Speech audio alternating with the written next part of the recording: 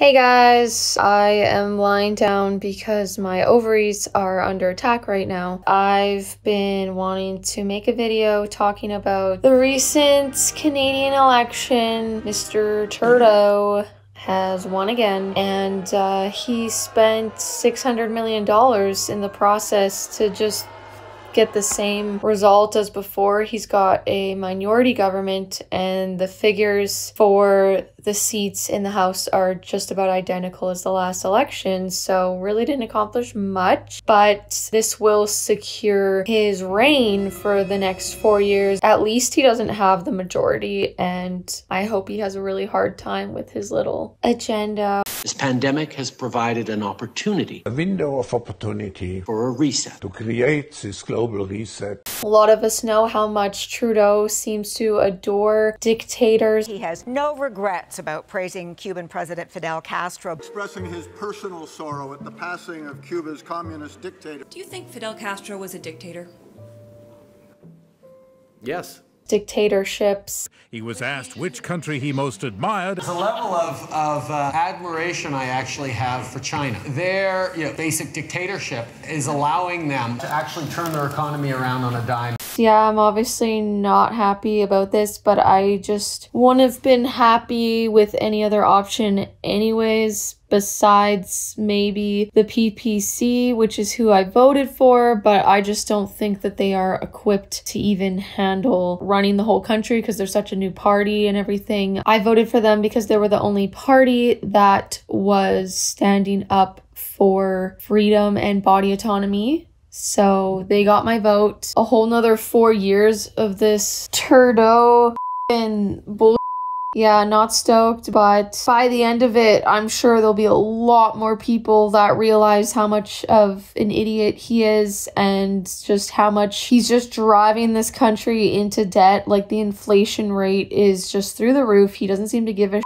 And then it's like, where's all this money going? Oh, right. Oh yeah, you just spent $600 million for nothing. I'm personally offended because where I really started to lose faith in my government and the healthcare system was when I was going through a pretty severe mental health crisis, which I'd actually been suffering from mental health issues since I had been, I don't know, maybe like 5 years old or something. I just didn't even know that it was a mental health disorder. I just sort of lived in it, and then it just got worse and worse and worse. I had severe anxiety, I had chronic depression, but I didn't really get diagnosed until I ended up in the hospital. For years, I had been trying to get help and doing my best. I was unable to find any counseling that was funded. My parents would try to help and pay for this counseling that'd be so expensive, and then it's like I was just never getting properly assessed, never getting like the right counseling treatment. And then I remember like one time my mom paid like hundreds of dollars for me to go just like have like one session with a psychologist. I think it was in a totally different city. We had to like drive somewhere. I think she was just like, yeah, you have anxiety or something. Like, I don't know. So when I finally was able to access some like Canadian funded resources was at my breaking point. This is maybe the third time I had tried antidepressants. Like, they never were working for me. Like, that was like the only funded option that was offered to me. This is my experience as well. I'm sure other people have different experiences. If you are Aboriginal, you get funding for different things like counseling and stuff like that. I'm actually eligible to get that. I just have to apply after the hospital. I just sort of took matters in my own hands. Did end up paying like $300 to some lady in Florida to do this other type of therapy that like changed my life. But yeah, it was well worth it to be able to afford that. I took like a bunch of overtime shifts at work and stuff. And that was pretty stressful because I had a pretty stressful job at the time, but like, I don't know, I had to do what I need to do. Anyways, when I was in the hospital, that was like 6 years ago. So I don't know what's changed, but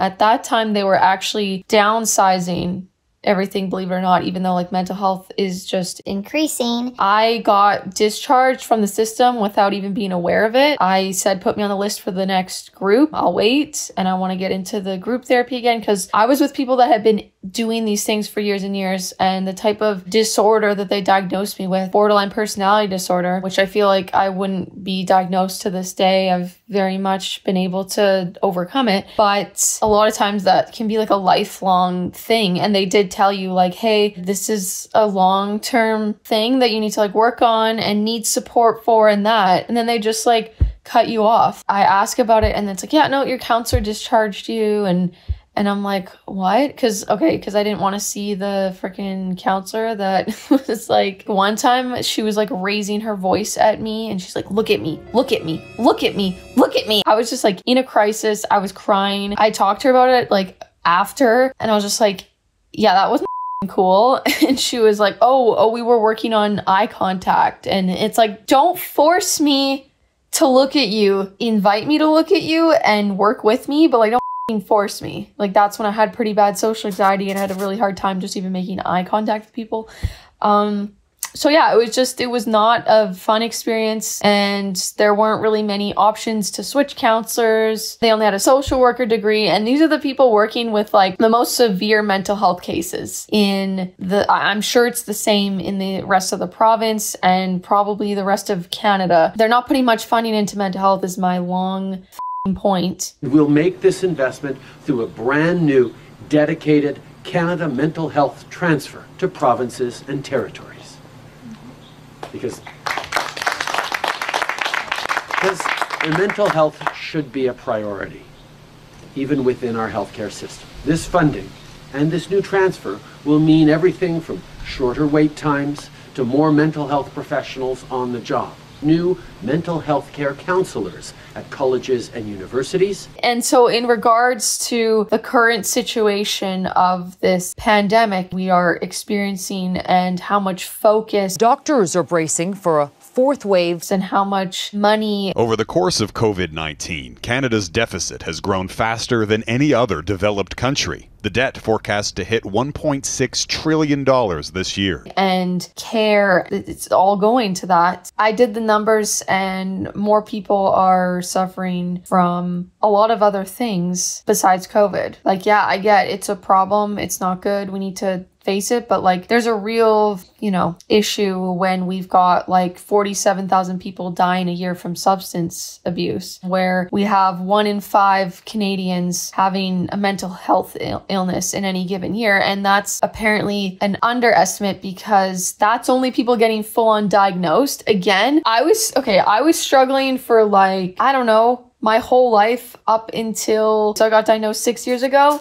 So 21 years. Obviously, when I was like 1 year old, I probably wasn't even remembering anything that was happening during the day. I'm sure I was totally fine. 15 years before I was diagnosed, before I was in the hospital stuff, like I was in and out of jobs all the time because I was dysfunctional, completely dysfunctional, like mentally ill. Not okay. That's another thing too, is mental illness is actually the leading disability in Canada. So when people are on disability and unable to work, it's actually like the #1 cause is mental illness. Mr. Trudeau, when I think before he first got into office initially, it's been a freaking while. It's been a long reign of his so far. So hard to remember, but I'm pretty sure I remember him preaching about mental health because like his mother has bipolar. My family has both had the joy and the struggles of having a mother who was bipolar. So I think I heard him preaching a lot about like mental health and that he was going to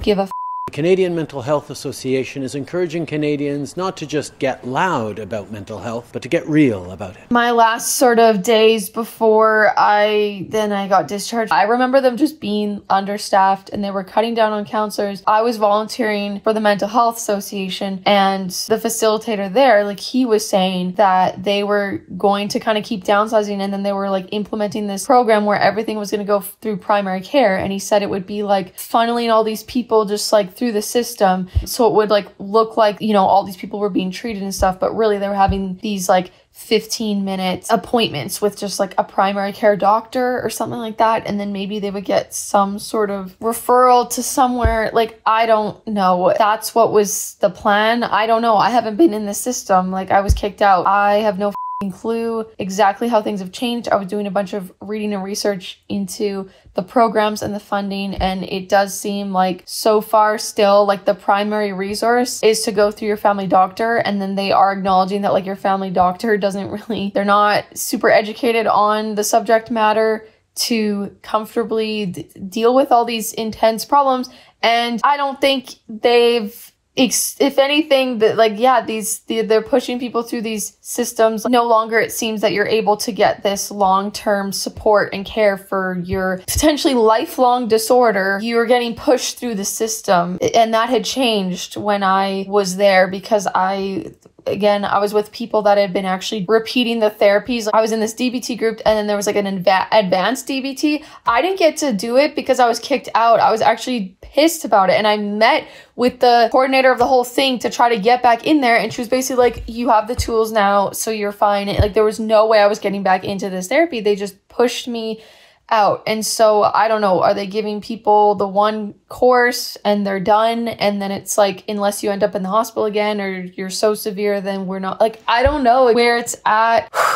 Okay, so I forgot to mention something. I'm really sorry. This video is just so confusing and all over the place, but I think it's important to mention as well, like the outpatient treatment that they like assigned to me, the DBT, dialectical behavioral therapy. I had to wait 7 months to get into that group. It was a group therapy. So basically what happens is you end up in the hospital, you end up in the psych ward. Like, I had this bad reaction to a medication I was on. Like, I'm not going to go into the story, but like, I was hospitalized because I also was physically ill at that time as well. I basically tried to harm myself is the short of it. So I was in the psych ward like no longer than 2 weeks, I would say. And while I was there, basically they were assessing me and then diagnosing me and then coming up with a treatment plan. So then they come up with this, the treatment is like, oh, you will be getting the DBT therapy. But yeah, the wait list is like 7 months. So you kind of end up out of the hospital in very similar circumstances that you end up in the hospital. From what I remember, like, I did get I can't remember if I even had the sessions yet with the one-on-one counselor, maybe, but all I remember doing, probably not, I don't know. I just remember they offered some, like, another group that was this really, really basic group. It was just called like relaxation or something. So I did that little group, which is kind of like a short-term thing, because the DBT therapy was like a 6-month course. That's like how much it's backed up. It's like when you're in the hospital and you're kind of a critical case, then you're still like, you're waiting 7 months to start your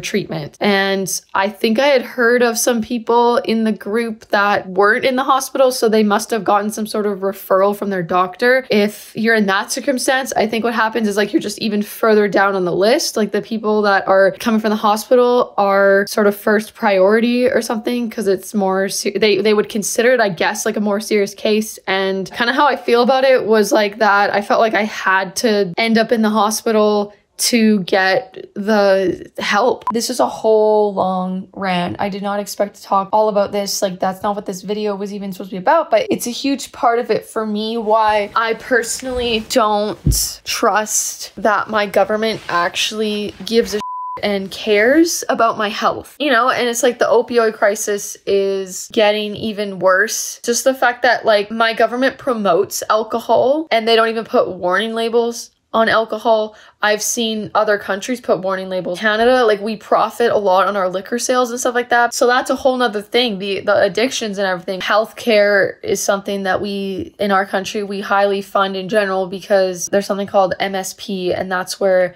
like, you know, we're not like the States where it's privatized healthcare, or like there's no, you have to buy your own health insurance or whatever. Like, if I break my arm today, I can go and have it fixed completely free.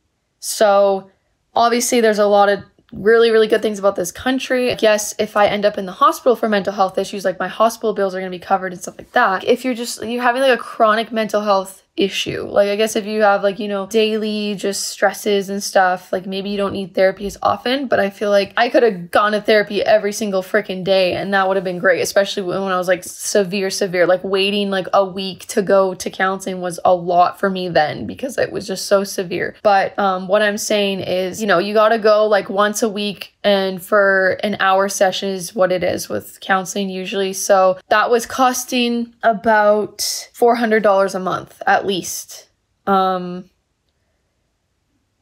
So that's a lot of money. Taking into account the stats, all those people and numbers, we could be putting some real investments and efforts and reasons. And then it's like, okay, that's increasing. The mental health stuff is substantially increasing because of the COVID lockdowns and just the way it's been handled. Yeah, I don't know. I made this all about mental health, but that's my personal connection to the backwards system that I'm living in this country that I do not trust with my health and well-being. So I make my own decisions. I hear what they say and what they're presenting, but I don't take it as complete truth. Yeah, and now it's like we have a whole generation of children growing up in this pandemic where they were not being socialized properly. They just see people in masks. The mask came off for a brief period of time. Can't even remember how long it was. It went by so quick. And then mask back on. And it was just not making a lot of sense. Everyone was thinking too that if they did the right thing and they got their vaccine and everything, then they could have like all their freedoms back and they probably wouldn't have to wear their mask anymore and all this stuff. And now the unvaxxed are banned from most indoor activities and spaces. And